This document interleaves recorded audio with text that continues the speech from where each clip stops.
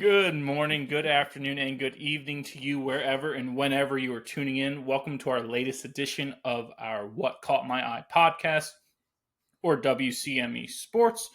If you're new to us, I am the host, the coach Nick Vesci. I'm joined as always by the boy Stephen Vesci and the man Stephen Comlo. Hello. Yes, just pepper that laser in all the time. We're really excited to be here with you tonight, or while we're recording, because this past week in the world of sports was pretty eventful in terms of handing out championships and trophies. And at least to me, that's one of my favorite parts of it, because that's the reason that you put in all the work, is because you're trying to win. No one does work and say, "Oh, I just want to work to be sixth place." No, it's not how it works. You work and put all that effort in because you want to be the best, and you see that culmination in that championship. And we had a ton handed out over this past week, and I love that. Again, if you're new to our show, one of our biggest things is we want you to learn something new each time you tune in. So if there's something that caught our eye, we wanted to get that out to you, let you know what it is, and maybe you take something away that you had not seen over your last week of viewership. Before we get to our top catch of the week, just a reminder to follow us on all of our social media channels on Facebook, X, and Instagram at WCME_sports. Visit us on our website at WCMEsports.com and look for our new episodes. They drop every Wednesday at noon on Spotify and on YouTube. All right, let's go ahead and get into it. Our top catch this week was going to be our international soccer tournaments that wrapped up over the weekend. Both championship games for the European Championships and the Copa America were on Sunday, so it was a pretty great day if you're a soccer fan. And we're going to start off with the Euros. All right, in the finals of the Euros, we had Spain versus England. Spain got there by beating France in the semis. England got there by beating the Dutch. Substitute Ollie Watkins. Yeah, little tear. Substitute Ollie Watkins for England scored in the 90th minute to oust the Netherlands in the semis. It was only the fourth touch of the game for him since he came on the pitch, which is pretty amazing. And it's the latest knockout stage goal or game-winning goal in Euro Championship history, which is kind of cool. Kamala, did you have anything to say about the Dutch? Does Nigel Powers have anything to say about the Dutch? We'll go ahead. We'll kick it to Nigel Powers first.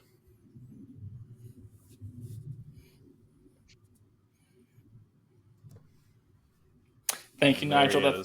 That's got to be kind of the sentiment in the Dutch camp after that defeat. Very hard-fought victory, but England coming up clutch again. And we'll actually talk about more England heroics here in a second. But that ending doesn't go so well.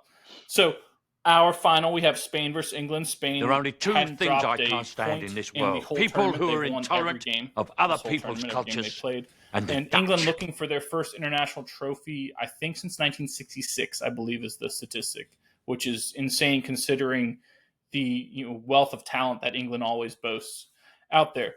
So we get to the game, and it kind of gets going really in the second half, right? That's when the tish hit the fan, if you will. And so Cole Palmer, who's been a breakout star for Chelsea this year, phenomenal up-and-coming talent for England, comes on as a substitute, and he provides the equalizer in the second half for England, one of his first touches of the game as well. But then not long after that, Spain substitute, and Kamala may have to help me with this, Mikel Oyarzabal, I believe is how they go with that pronunciation. He netted the game winner in the 87th minute to give Spain their record fourth European title, kind of at the death, if you will. Really, really heartbreaking there for the English side, because again, it's we said this before, maybe the hardest international team to be on and to coach because of the weight of the expectations. Because you're thought of as the people who invented the sport. You have so much talent every year, and year in and year out, your expectation is we win every tournament. Yet they haven't, and so really kind of heartbreaking, disappointing to see that, especially after the Cole Palmer goal. When you saw that, you had to think, okay, England's got this. They're going to take this into extra time. Maybe Harry Kane or someone off the bench again will provide some spark, some brilliance to get them over that hump. And it didn't work that way because there's a little lapse defensively. Kind of Gahey, who have been pretty good in this tournament, just kind of fell asleep, lack of communication, and Oyarzabal snuck in behind him and poked in that winner. So, just kind of compelling stuff, drama, if you will. So Spain, with that, not only did they set the record for most European championships, they also set the record for most goals scored in a single Euros. They scored 15 goals in this tournament. That broke the record set by France in 1984. So they were breaking a 40-year, They scored 15 goals. How many goals is that a game? They played about 7, so they were scoring about 2 or so a game. But yeah, they won. Like I said, they won all 7 games they played at the Euros. And you brought up 2. Doesn't seem like that much, but in soccer terms, especially when you see so many, like the big like international tournaments and like World Cup, Euros, when you play as like the country that you have, I feel like it's lower scoring than your regular season like Premier League games or whatever, just because you don't get that practice time with each other. Like you're an all-star team pretty much put together, right? Well, but part of it is that, yes. Part of it though is kind of the mindset of soccer where you're always going to err on the side of pessimism instead of optimism, right? And kind of saw the reason why you do that in the Copa America third place game, which I might get into a little bit here, where if you're going to always be going for it, you're going to leave yourself exposed sometimes on the back end. And a goal in soccer is arguably worth more than any other scoring in any other sport because of that. And so that's I think one of the reasons you see it. One of the reasons you're exactly right, boy. I think is that you get guys that aren't together all the time.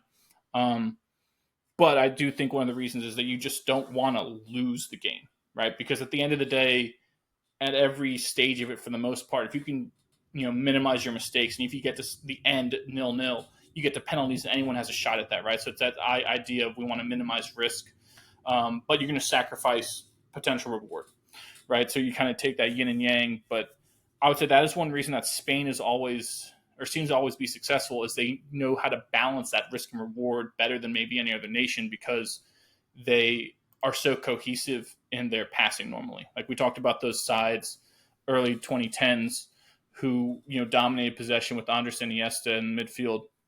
And this side was a little different. They were more explosive, but it was still a lot of the kind of Spanish brilliance of, we're going to control and dictate. In that way, you'll be the one to make the mistake and not us, because we'll always be on some level on the front foot. Hey, Kamlo, are you with us?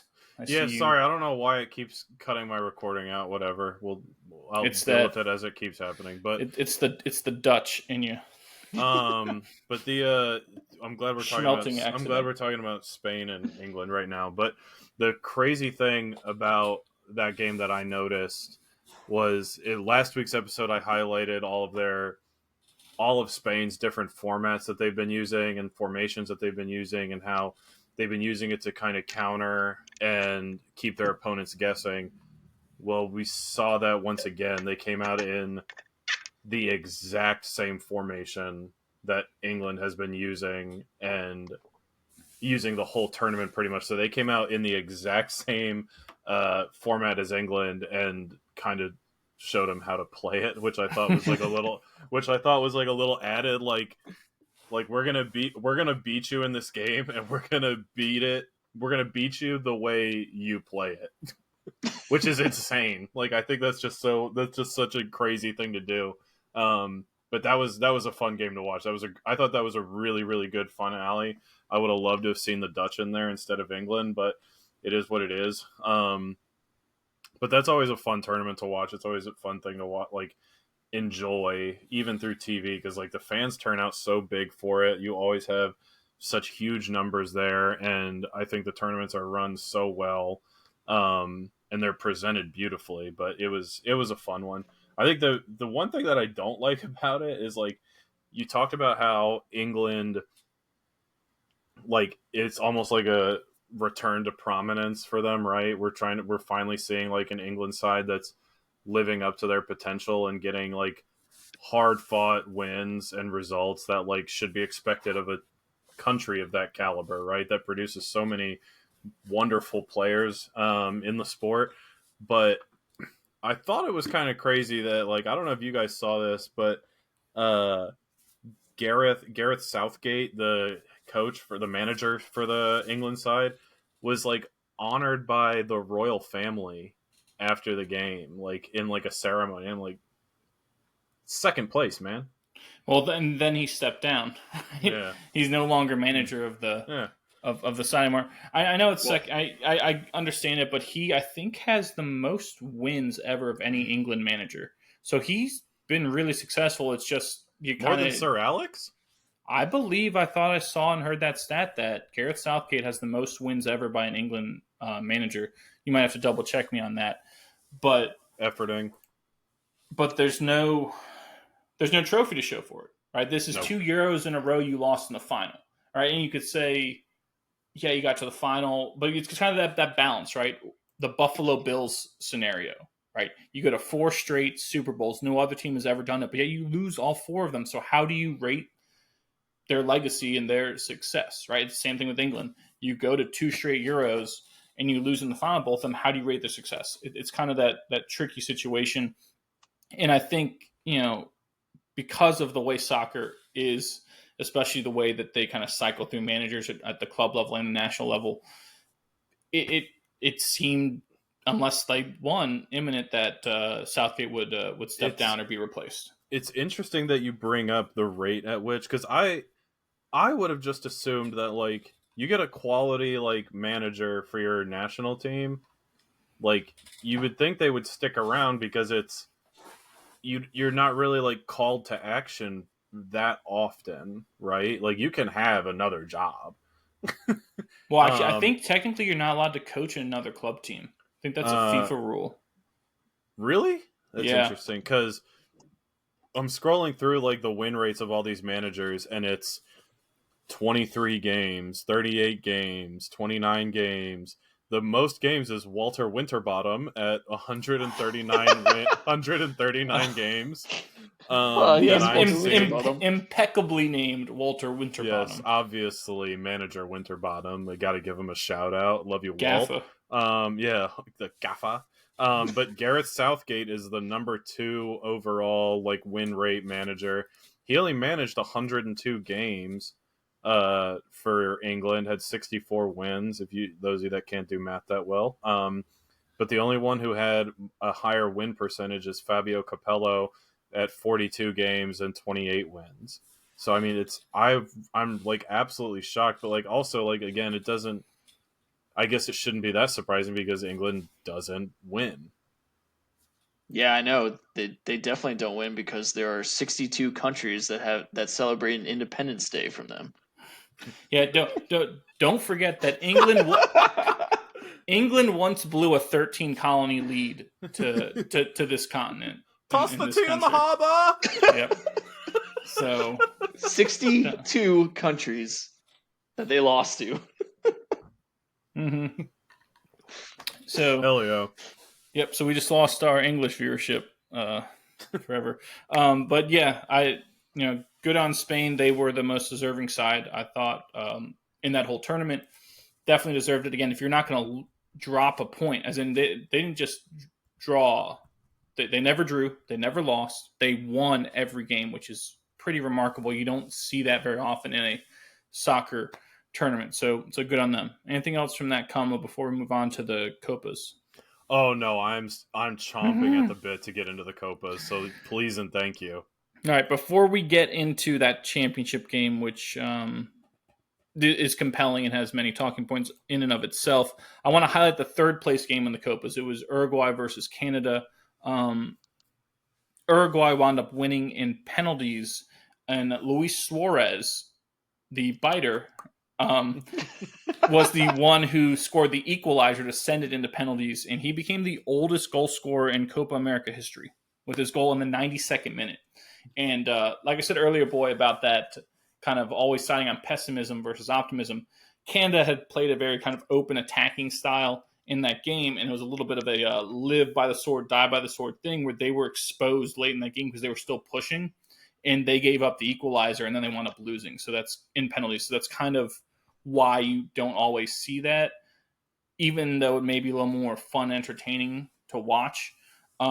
That's kind of the example of why you don't see that, especially in international tournaments. But Uruguay came out with a third place finish. Would have been pretty monumental for Canada to get that third place. A great tournament for them. I mean, fourth place is still really good for them, right? It is, but man, third place still sounds on a lot their way better. up too. They're still on their way up, and I think we still have Gold Cup coming up. CONCACAF, I think, is coming up too.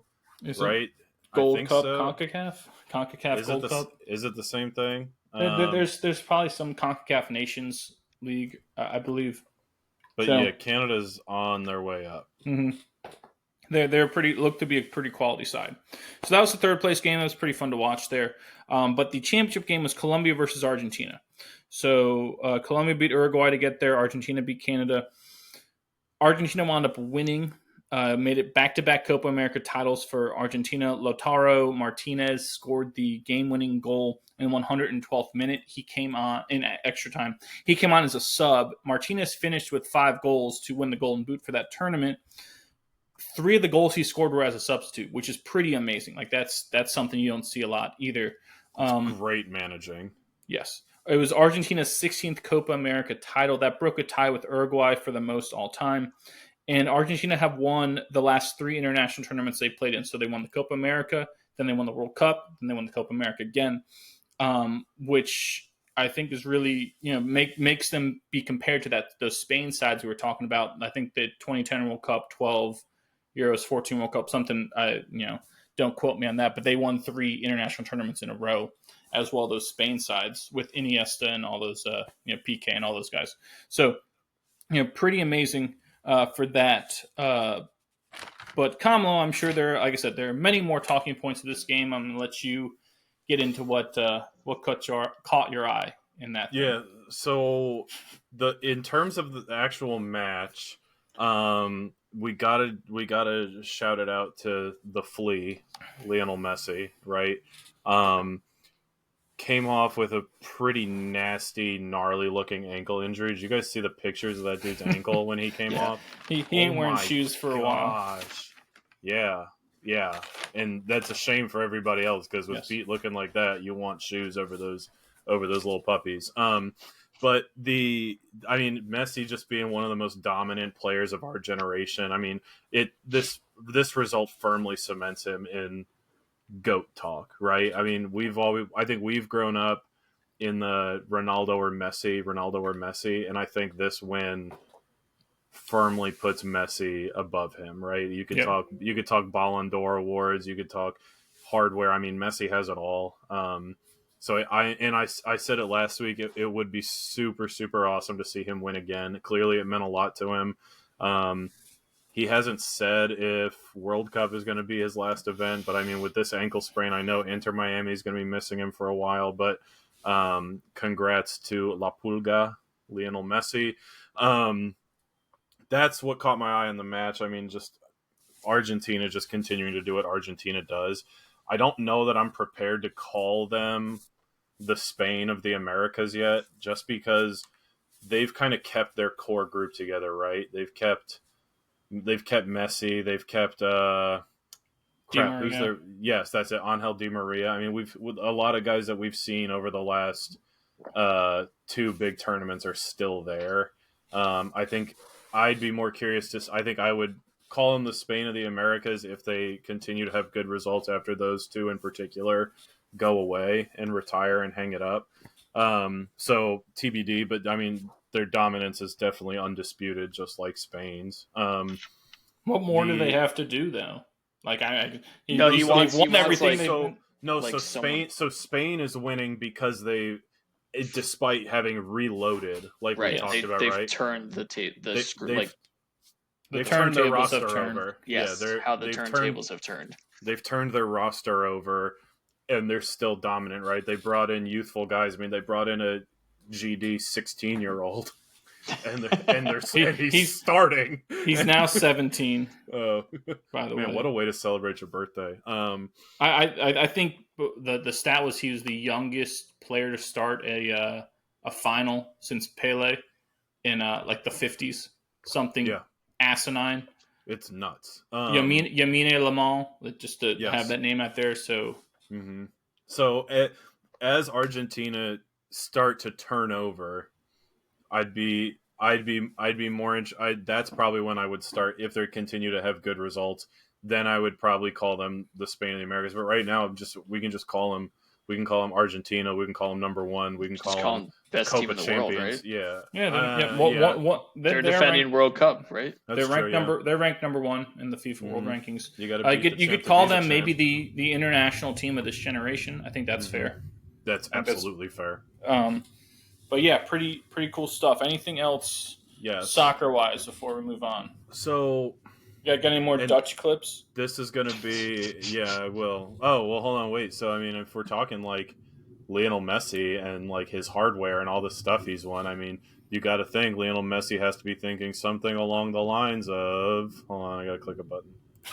Something along the lines of, I love gold. Right?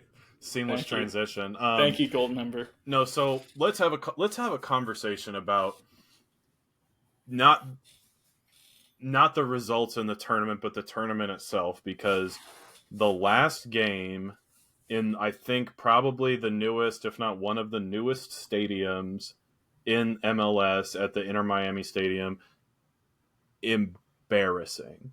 This is that not at Hard Rock? Was that it was at Hard Rock? Does Inter Miami play there? This is not. Yeah, that's Beckham's team. I know, but did they play at Hard Rock? They played a different. I think they play at Hard Rock. Yeah. Not a good look for the country who's going to be hosting the World Damn Cup. Yeah. Right? You have clips of people bum rushing into the stadium, people who have bought $2,000 tickets can't get into the game because the stadium is flooded with people crawling through the HVAC systems. I mean, what is going on? It's embarrassing. I don't it's embarrassing. Yeah. Well, where does the accountability lie, though? To me, they more than doubled their security, and you were saying this doesn't look good for the country that's going to host the World Cup, which is the U.S. But why are we not talking about the accountability for the people, of the citizens of Argentina and the citizens of Colombia who did this? Why is there not? No. Because the accountability needs to lie with them, because those are people coming in every week, a different country and destroying shit. Yeah, every week as a country, we're able to send 100,000 people to Penn State, to Tennessee, to do all that to Michigan or whatever. We're able to send 80,000 to NFL games. You're right. The accountability. You're right. The accountability lies with the individuals that committed these heinous acts of, like, just charging the mound pretty much into these games where they didn't have tickets or they weren't supposed to be, getting into areas where they weren't supposed to be, trashing a very nice, expensive looking lounge. And you're right, the accountability does lie with those individuals, but as the host, the venue has a responsibility to be able to handle stuff like this. And if we can't, I'm hoping the individuals, because I think I saw a headline that says a lot of people got arrested as a result of it, which is awesome. Including the boss of Colombia, which is and his son. The head of the soccer federation in Colombia and his son got arrested because they were trying to fight all these security people at like 3 a.m. at the stadium, something after midnight. I don't care who you are. You come in and you cause a ruckus when you shouldn't be causing a ruckus. We're slapping irons on you. But industry term, irons are handcuffs. Yeah, I was gonna say, I hope they don't squeeze that Sweet Baby Ray's into the bowl. Oh, geez, here we go. But so yes, the accountability lies with the individuals, but the responsibility to prevent such stuff lies with the individual hosts and the stadiums. Yeah. Because the newsflash, if Colombia gets into the World, I don't know if they have or not. If Colombia gets into the World Cup, if Uruguay gets into the World Cup, if these rowdy, ruckus nations who don't have to travel very far, and I'll leave that, I'm not going to say this next part, but if these rowdy, ruckus nations who are close, like they are for Copa, are going to come and turn up for their squad, then we need to have systems in place. So I'm hoping this was a trial run and kind of shows these people what we need to do differently come World Cup time, because World Cup time is going to be a much bigger scale operation. Yes. Well, I think the one, benefit for the World Cup is you often have teams pitted against each other that never faced each other before, right? I don't think you would see this type of thing for a Well, it's totally random. Group draws are totally random. I know, but like a Guatemala versus Slovakia match isn't gonna. You're not gonna have that. But being at the Copa America with the two South American countries, I know they're not really rivals. Colombia and Argentina aren't necessarily rivals, but I think that kind of stokes the fire more. It's different when it's, like I said, Guatemala and Slovakia. You're right, you're not going to see that, but I think you're right. It serves as a trial run. I think you might see much stricter regulations and procedures, especially, they may even set things up where you don't get past a certain point, and you couldn't even get that close to that ticket, right? Setting things up where, unless you have a ticket, you're not getting in this giant perimeter to prevent that from happening, almost make it impossible to get there. Because of that, you may see things like that set up. It's just a scary thing to think about, because like I've been considering like getting tickets to go to a World Cup game, as I think every American should. This is a huge deal. It's a huge honor to be able to host this tournament that gets such publicity and attention and like such renown every 4 years. And the fact that like we get to host it, I hope that we can do it justice. And like headlines like this aren't a regular thing, but who's to say, right? There needs to be like a security staff meeting, and there needs to like get FIFA involved, right? Because soccer is not a scaled sport in this country. We're going to be playing in football stadiums, American football stadiums, excuse me. Like this needs to be something that like outside help and like advisors and contractors need to be a part of, because clearly like whatever advice or help we got from the Copa Federation or the CONCACAF Federation did not help. Well, I think what didn't help was CONMEBOL was like, their response like, oh, we don't care. That was someone else's problem. We didn't do it. So I don't think it helps that the organization running it has sentiments like that versus FIFA. FIFA, as many times have been seemed corrupt at times. Having that happen at a World Cup for them could be devastating. Whereas CONMEBOL just seems like, we don't care. Well, hey, it's America. Let's go shit on them. Let's go pin this on them because we can pin it on America. The same way we're going to stick the U.S. with the crappy officials in their matches, right? It's hard to say there wasn't a little of almost like a setup. Like we don't care because it's America. But if this were in Argentina, CONMEBOL would have never let it happen, right? Yeah. So I think with it being FIFA running the World Cup, I think, like you said, the resources and just the giving a shit factor will be a little higher for FIFA, because they're gonna not want that. Whereas CONMEBOL just goes whatever.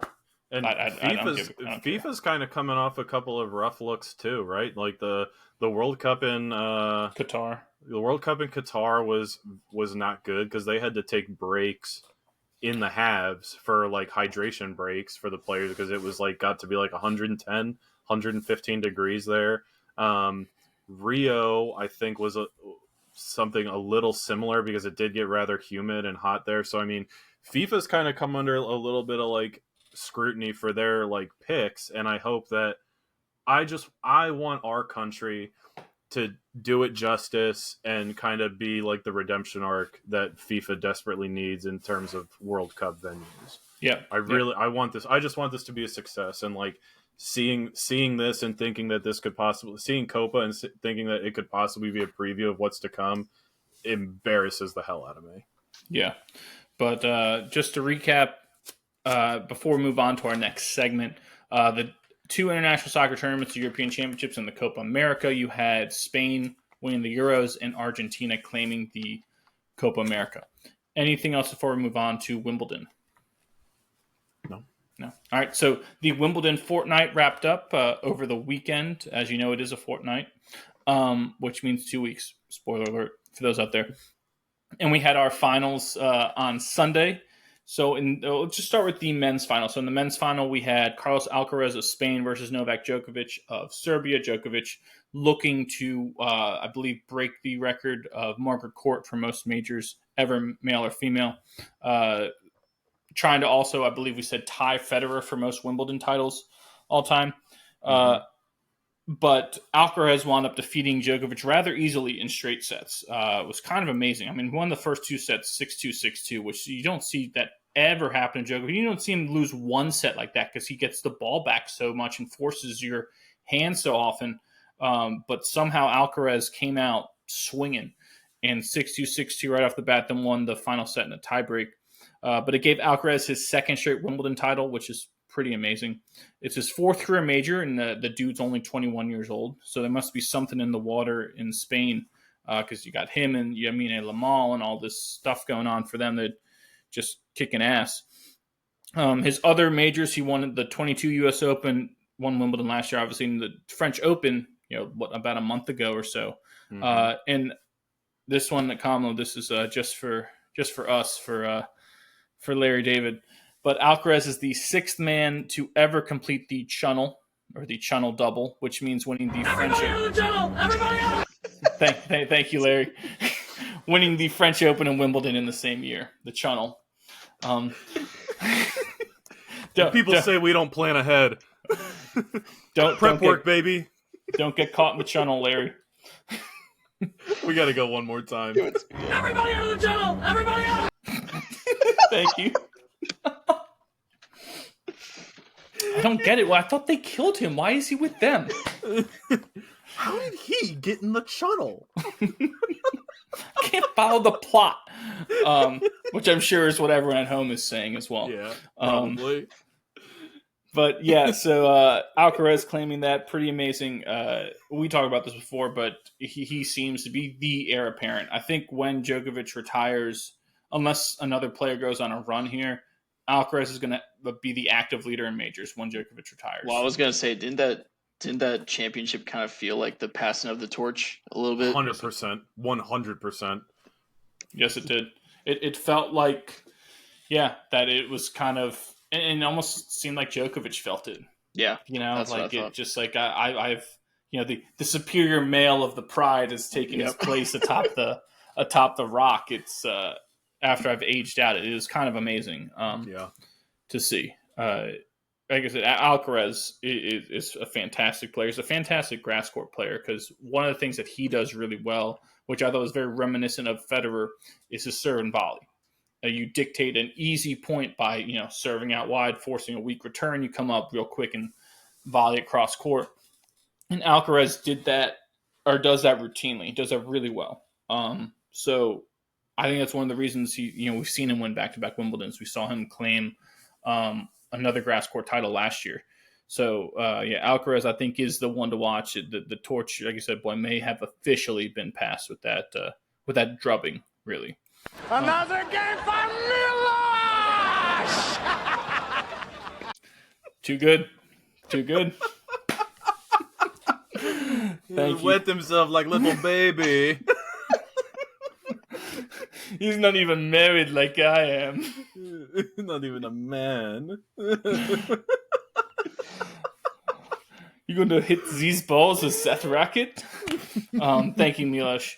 So I'm going to move us on to the women's final, the women's singles final. You had Jasmine Paolini of Italy facing Barbara Krejcikova from Czechia. Sorry, no longer the Czech Republic, the former Czech Republic.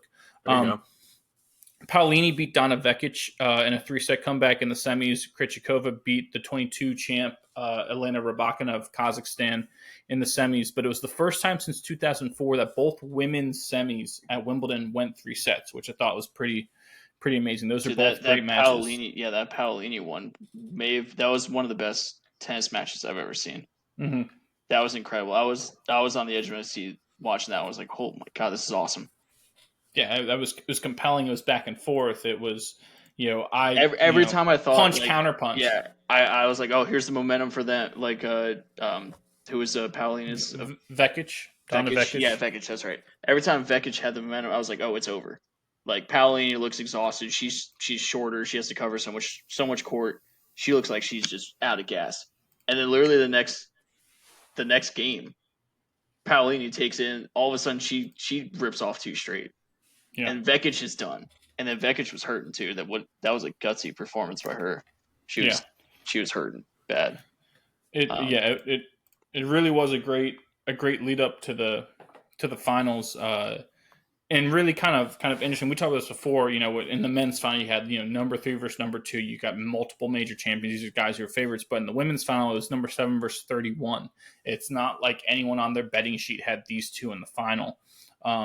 Even though Krejcikova was a former major champion, she had won that major unseeded, I believe. So it's not like she's a, consistently top 10 player in the world in singles. So, and Paolini, we talked about this before, coming into this year had no success at all. Four wins in all majors combined coming into this year. I think she has 5 wins at Wimbledon, and it was all this year on her run to the finals. So Krejcikova was able to take out Paolini in the finals in 3 sets again. Shocker, right? It's Krejcikova's first Wimbledon title. I just said it's her second major. She won the 21 French Open. But Paolini, give a big shout out to her again. She made the final at the French and Wimbledon. And we talked about, just like we said earlier, about, England losing in those 2 finals. It has a little different feel when you're someone like a Paolini who's had, relatively no success in majors coming into this year. You make back-to-back finals, and you're a top 10 player. It's like cemented as a top 10 player now. And someone going into the U.S. Open who's probably going to have eyeballs on her legit for maybe, some of the first times in her career. Pretty amazing for her to do that. And again, she also made the final in doubles at the French Open too. And again, just like the Buffalo Bills, she lost all 3 times, and it's heartbreaking, but it makes you kind of want to root for her more because you're like, you don't want to see a repeat of the Bills. You feel like everyone wanted to see the Bills just get one, right? You kind of want to see her get one. Just that consistency, you don't see that a lot. I believe she's was like the first woman to make the finals of the French Open and Wimbledon in the same year since Serena in 2016. So that's, she's doing something that Serena was doing, right? So you want to see that get rewarded.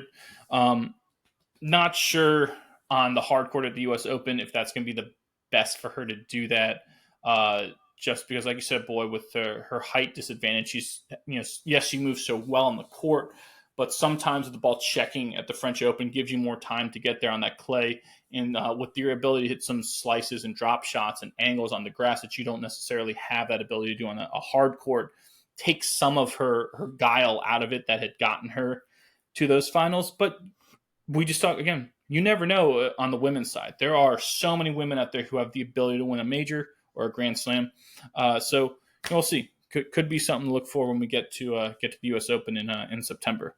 One last thing from Wimbledon, the ladies doubles, Siniakova and Taylor Townsend of America, they claimed the ladies doubles title. But for Siniakova, it's her 9th career doubles Grand Slam. She won the French Open in doubles with a different partner. She won it with Coco earlier this year, and I believe Townsend was on the losing end of that final. No.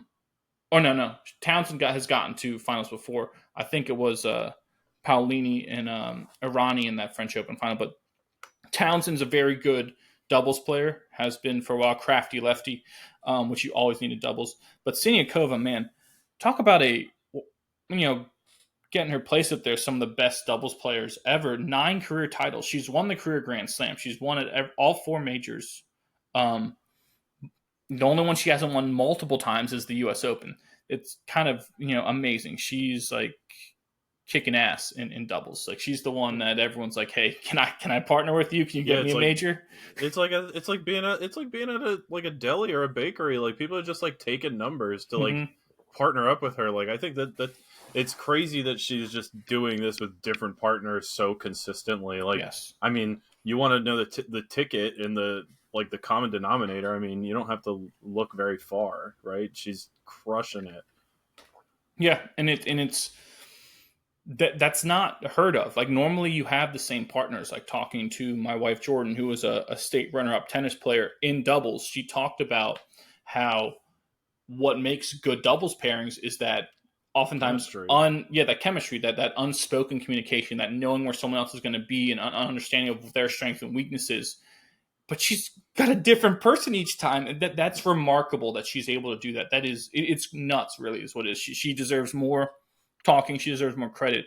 Katerina Siniakova, I think she's also Czech. I have to double checking in that, but that's double check. Amazing. Not 9 majors is amazing. A career Grand Slam is amazing. Just wish doubles got shown more. I know there's a lot of, I guess, satisfy all different, media vendors and all this stuff. And you have, check out the doubles on ESPN Plus, right? You have it set up for that. But doubles is a lot of fun. Doubles is oftentimes very compelling because you have that teamwork and communication you don't see in singles. So it makes it almost a different sport at times. But yeah, I thought she and Townsend deserved a shout out. For doubles, do you get to pick who you stand diagonal from? Like, is it kind of like how, like in hockey, we talk about how like the home and away teams set their rosters? Like for doubles, do you get to pick who you're standing diagonal from on which side? Does it rotate? So serving rotates. Yeah, serving rotates, but I feel like most tennis players would have a preferred side to serve from. Well, you have to move each point. Yeah. You have the do side and the add side. You go back and forth. But I feel like there has to be some sort of I might be horribly mistaken. No, you're analytics. Yes, there is. That's why you often see a lot of successful doubles pairings have a righty and a lefty. Mm-hmm. Because of you can kind of position yourselves in certain ways to cover the alleys. That's a big thing. If I can get my forehand out to the alley and I'm positioned that way, that is a big advantage. So you do see a lot of Siniakova might actually be lefty. I know Townsend's lefty. So you see a lot of that your crafty lefties that you guys love in baseball. They're some of the better doubles players because you get that added advantage, like a switch hitter almost. She's right-handed. Siniakova. Mm-hmm. So yeah, there you go. There's your righty-lefty combo right there. Because I know Townsend's lefty, so that's there's something to it. I was talking to Jordan and I asked, hey, do you get to choose who returns serve? Like, are you able to rotate that because you have the same person return serve every time someone's serving? And she had a hard time remembering that too. I would think you have to, like you said, kind of go back and forth so you get to pick your side. You can obviously move during the point. But that's something that we need to look up too, is if you can always have the same person return. Like if I know I return the boys serve better when the boys serving, I step back and I take that return to serve. There's a lot of strategy. It is obviously there's strategy and stuff in singles, but singles is more about the individual points and setting up, moving during the point, moving your opponent to hit a winner, right? Or causing them to make a mistake. Whereas in doubles, there's a lot more of like I said, an analytics type of, where do we position here? Which way am I going to serve? Where are you going to go after the serve? You're going to bounce this way. You're going to bounce that way. Are we both going to come to the net? We're both going to drop back. There's a lot of communication, different things that go on with that. That is very analytical in doubles, which is why it is oftentimes compelling. I think the men's double final was 3 sets, all tie breaks in each set, which is pretty cool. That's stuff you don't often see in singles either. Yeah. Do you know the prize money for the doubles teams at Wimbledon? Ooh. It's more than we make. Yeah. Wow. You really got to the bottom of that one. That's a hot take. Write it down. Scalding. You heard it here first, folks. It's more than we make. You make less than a Wimbledon champion. Yes. Anyway, what is it? Each doubles team gets $650,000. Oh, half of it though. Yeah, so 320. You're walking away at $325 each. Well done, Nick. Well done. Happy Thursday. Happy Thursday. It didn't mute. No, it didn't. No, it did not mute. Oh, that's bullshit. If anything, it felt like it was louder. Like your computer. I put it right next to the mic, just because I thought it was muted. It was like your computer was mad that you tried to silence the crack of your cold one. Well, I had to open my modern mimosa for our next segment. There you go. How do you like that? How do you like that? Coach? To slip right in. If that's going to wrap us up for Wimbledon, that's going to take us to our next segment, which is our Mimosa Minute. This week brought to you by Main & Co., the creators of the Modern Mimosa, a woman-owned business. Visit them at mainsip.com and follow them on Instagram at main_co. Man and Co. championing women's athletics since 2020. Like I said, I had to open my beautiful, luxurious, elegant can of modern mimosa. I think would pair perfect for watching an early morning tennis match, to be honest, outside. Ooh, yes, in a garden. I mean, that's just refreshing. It hits your lips. It's so good. But my mimosa minute this week, I wanted to focus on the Amundi Evian Championship. That was the fourth women's golf major of the year. They do 5 majors in women's golf. It takes place over in France. But the Evian is, was a really cool major. They playing on that like beautiful lake, if you saw any of it. But Ayaka Furuwe from Japan, she won the Evian for her first career major title. She won by 1 stroke, finishing at negative 19 or 19 under. Negative 19. Yeah, try that again. Minus 19, negative 19, 19 under, whatever you want to say. But Ayaka Furuwe came away with her first major. But what was more remarkable than the fact that she won, she's been a very good golfer for years, is the way she ended her final round. I don't know if you saw this. This is as good of a heater as you're ever going to get. Birdie, birdie, birdie, par, eagle.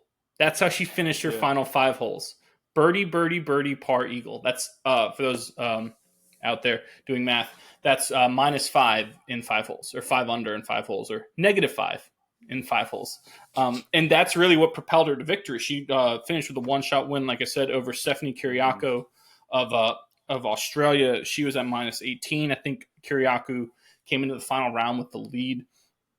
And, you talk about this. You love the quote, boy, you define the moment or the moment defines you. I mean, that's what Furuwe did is, I mean, she wouldn't get beat. It's not like Kiriakou or our girl Lauren Coughlin blew it, really, because they both finished with very high totals. Mm-hmm. I mean, birdie, birdie, birdie, par, eagle. That's remarkable. Like that is taking it, because she was also sinking long putts. I don't know if you saw that. It wasn't like she was hitting darts and right next to the hole, she was tapping in. She made like 75, 100 feet of putts in those final holes. It was nuts. It was a clinic, and every putt she hit was going in the center of the cup. It was pretty awesome to see.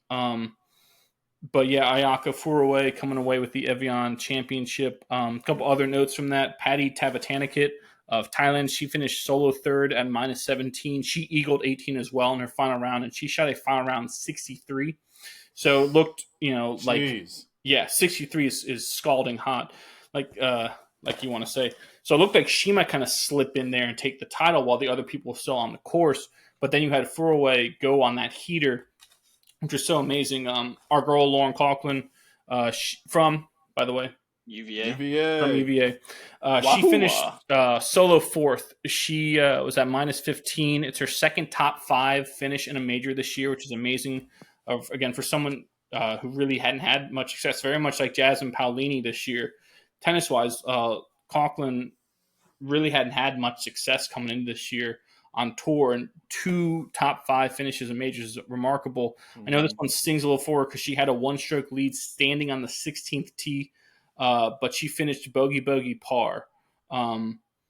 She hadn't made a bogey though in 29 straight holes. Like that, she went through a whole stretch of almost 30 straight holes not making bogey, and then just boom, a couple little things last 2 holes, and it made the difference. And I mean, I will say though, because of that heater Furuwe was on, Lauren would have had to birdie at least 2 of those holes to even tie. Mm-hmm. And it's like, you can't count on that. So you got to tip your cap to Furuwe for that remarkable, almost unprecedented finish to a major to claim that title. I thought that was kind of crazy. Anything else mimosa-wise? Stevie, I know you have something, but I'm just going to – I had, for my mimosa minute, I also had the women's golf, but I really wanted to just highlight our girl Lauren Coughlin and her husband John Pond. I know the Mimosa Minutes we're supposed to be talking about women athletics, but that story is just something that just always, I mean, it's a special tug at the heartstrings, right? Like husband wife, like just doing it up at the at a major event. I mean, that's huge. I mean, he's not a caddy. He was a football player in college, and I love like watching her. I started following her on Instagram, keeping up with what she's doing on tour, and to see a top 5 finish in another major, especially when like her as of late, like she's missed a couple cuts in her last couple outings. So to see her, finish top 5, solo 4th, I just thought that was pretty incredible. So yeah, she's who I wanted to highlight. Yep. Boy. Yeah. So mine doesn't have to do with the golf, but an Olympic sport. So the Olympics are coming up here in a couple weeks. There's one sport that is a very underrated sport, doesn't get a lot of attention, but is a lot of fun, and it's water polo, and specifically women's water polo. They just had a 5-year deal with Flavor Flav to sponsor them. Flavor Flav! So he is bringing a lot of attention to women's water polo, which is really good. It was a 5-year deal with men's and women's, just to be clear. But he's been at the forefront of pushing women's water polo, which is awesome. Who would have thought that one of the biggest womanizers maybe would be at the forefront of promoting a women's sport? But that's pretty awesome. It was definitely a weird thing to see, but he's everywhere. He's got the sponsorship deal. That's got to be one of the. I think like water polo is definitely not a sport that you really see ever outside of the Olympics, and I think like honestly, it's one of my favorite things to watch in the Summer Olympics is water polo. That is an insane sport. Yeah, I know it's brutal. Our high school swim team. I don't know if you guys ever went to any of their swim meets or anything, but like sometimes after like meets or like after their practices, they had water polo goals and they would play like water polo. It was kind of like like growing up like in soccer or whatever. Like if you guys practice really hard today, we'll close with a scrimmage, right? Like if you guys swim really good today, we'll close out with a game of water polo.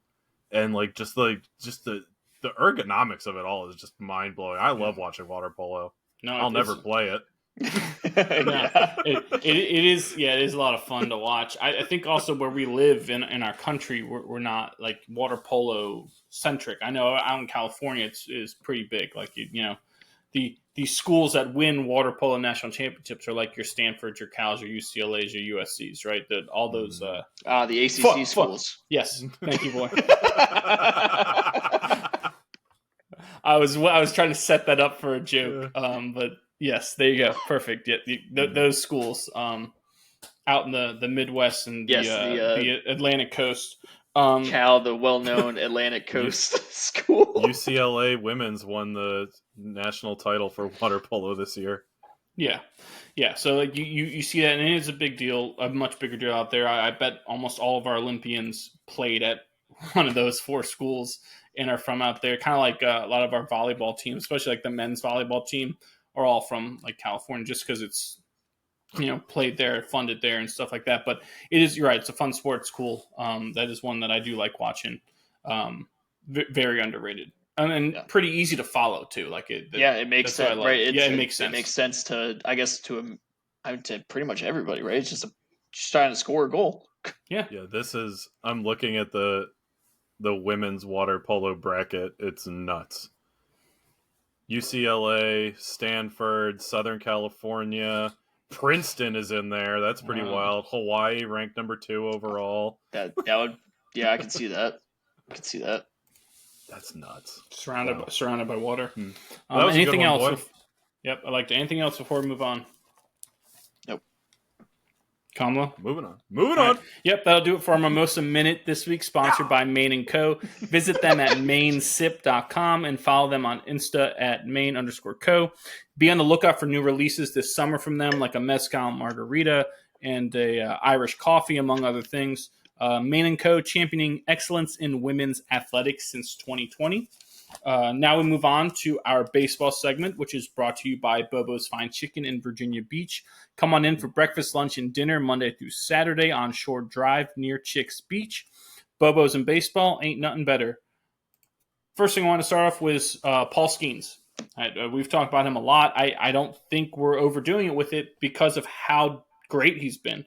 But this past week, I think it was on like Thursday, He was pitching against the Brewers, so an interdivisional rivalry, and he threw 7 shutout innings, gave up no hits, 1 walk, 11 strikeouts, and some crazy stats from that stat line that he posted. Nolan Ryan is the only other pitcher to have multiple games in one season of 6 innings, 0 hits, and 11 plus strikeouts. He did that in 1973. It should be noted that each of those games for him, he completed the no-hitter, whereas Skeens has been pulled in 6 and 7 innings from his. Also, Max Scherzer in 2015 and Justin Verlander in 2022 are the only other pitchers who have had multiple games in a season with 0 hits and 10 strikeouts. So I thought that's kind of amazing. Yeah. We're already talking about him in the category of Nolan Ryan, Justin Verlander, and Max Scherzer. Well, I've compared him to Nolan Ryan. I want that on the record.